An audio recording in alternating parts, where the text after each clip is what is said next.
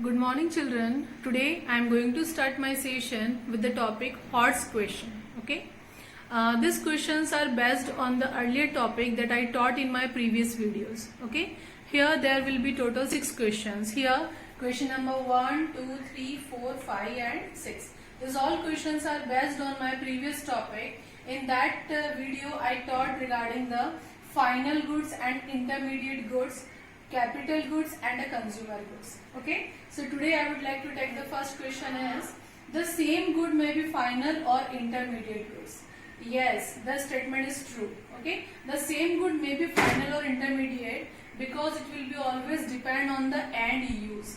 Yes, there is not a set of good, it may be further classified between final or intermediate goods. It will be always based on that who are the end user of the good.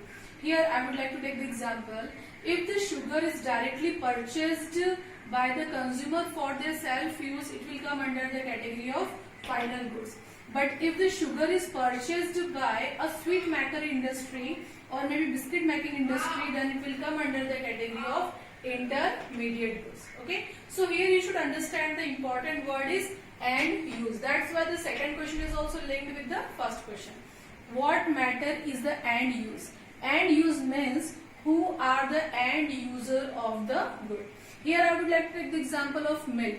If milk is finally consumed by the household to satisfy their own wants, then it will become under the category of final consumption expenditure. But if the same kind of milk is purchased by a sweet making industry or a biscuit making industry, then it will come under the category of intermediate expenditure because the milk is purchased by them for as a raw material. Okay.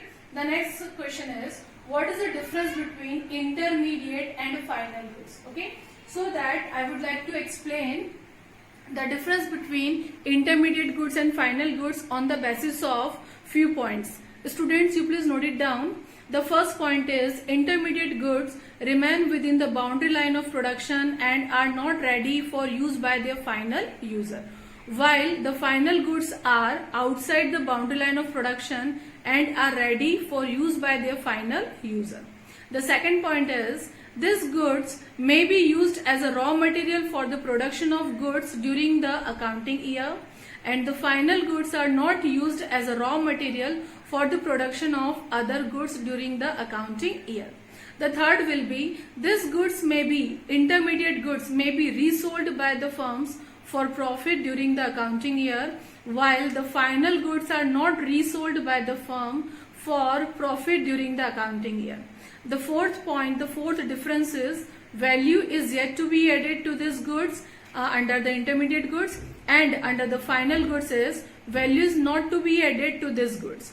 Then the fifth difference is expenditure on this good is called intermediate consumption expenditure or also called intermediate cost, while the final goods will come under the category of expenditure on this goods is called the final expenditure. Okay.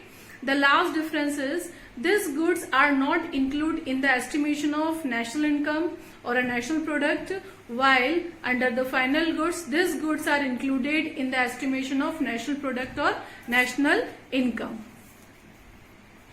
Now question number 4.